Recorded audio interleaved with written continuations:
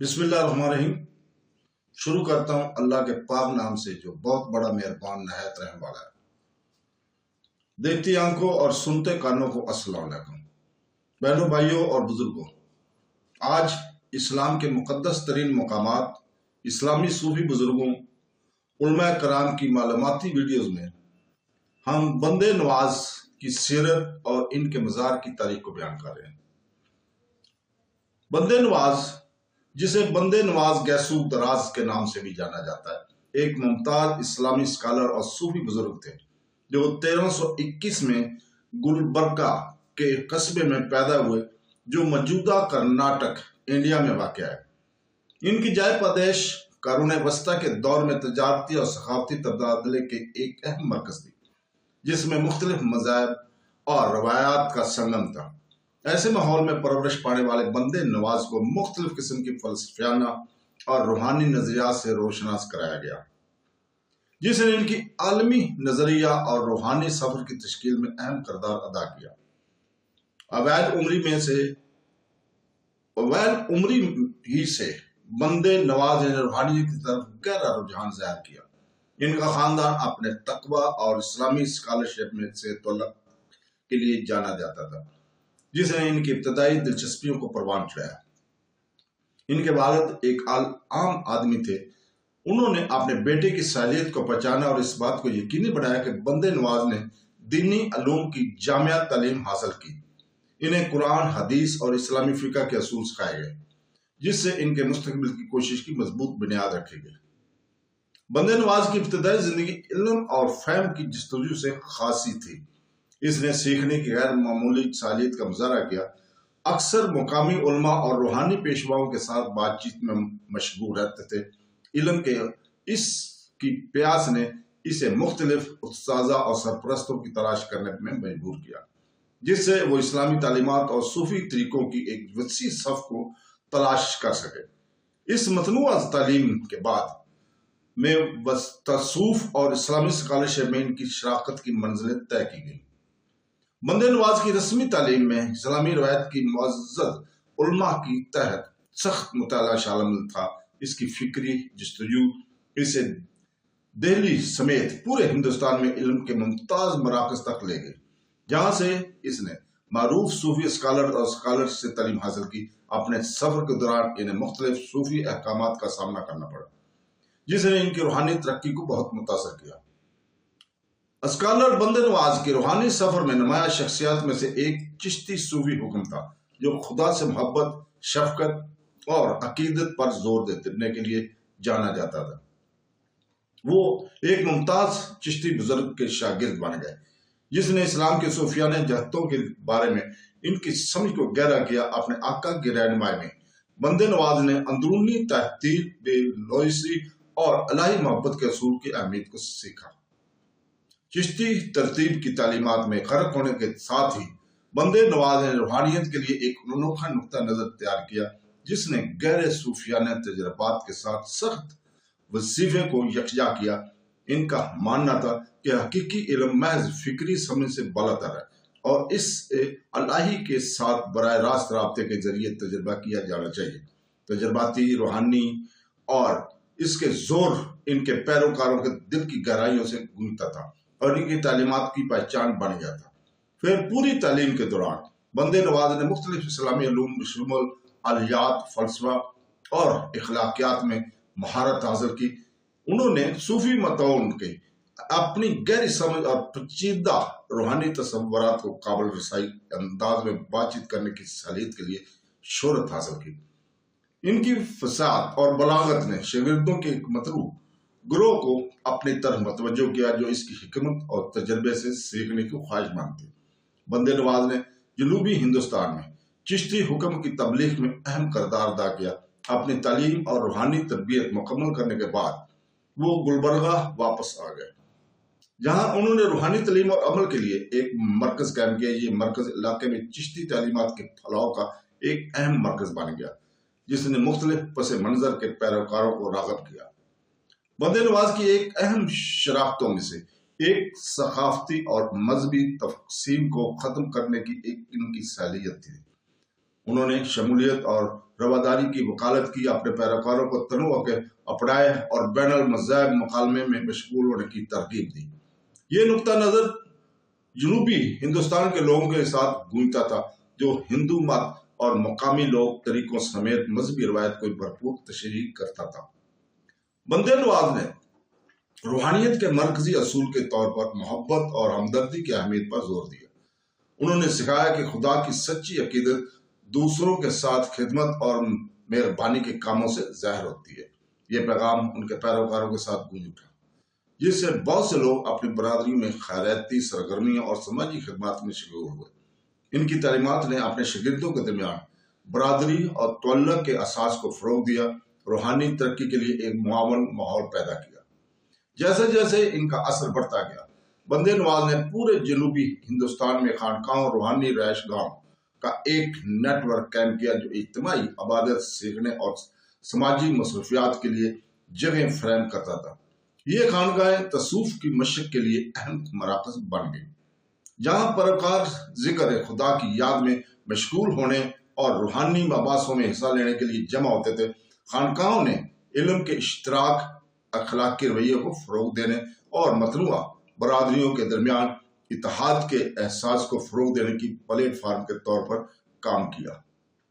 बंदे नवाज की तालीमात और तरीकों ने रूहानी सफर में ज़ाती तजज़िये की अहमियत पर जोर दिया। इसने अपने पैरोकारों को दुआ, मराकबा और खुद अक्कासी के जरिए अल्लाह के साथ बराह रास्त राब्ता हासिल करने की तरगीब दी। तजर्बाती रूहानियत पर इस तवज्जो ने चिश्ती तरतीब को दीगर सूफी रवायत से अलग कर दिया और खुदा के साथ गहरा तल्लुक तलाश करने वाले अफराद को अपनी तरफ मुतवज्जो किया। बंदे नवाज का इंतकाल सन 1422 में हुआ।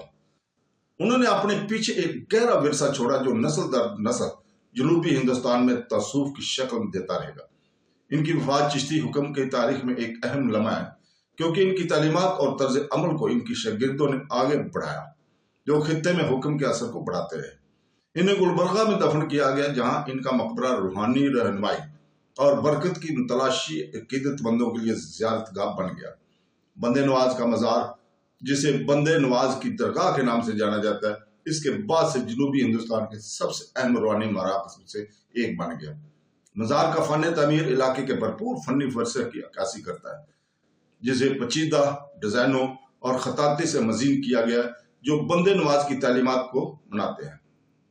ये मज़ार रूहानी इज्तिमात, दुआओं और इज्तिमाई तकरीबात के लिए एक मरकजी नुक्ता के तौर पर काम करता है। मुख्तलिफ पस मंजर से तल्लुक़ रखने वाले ज़ायरीन अपनी तालीम पेश करने, बरकत हासिल करने और बंदे नवाज की रूहानी मेराज से जुड़ने के लिए साइट का दौरा करते हैं। बंदे नवाज का सालाना उर्स यौम वफात हज़ारों की तादाद में अकीदतमंदों को अपनी तरफ मतवज्जो करता है, जो इसकी याद का एहतराम करने और इज्तिमाई दुआओं और त्योहारों में शिरकत के लिए आते रहते हैं। चिश्ती हुक्म पर बंदे नवाज के इसरात गहरे और दूर रास्ता है।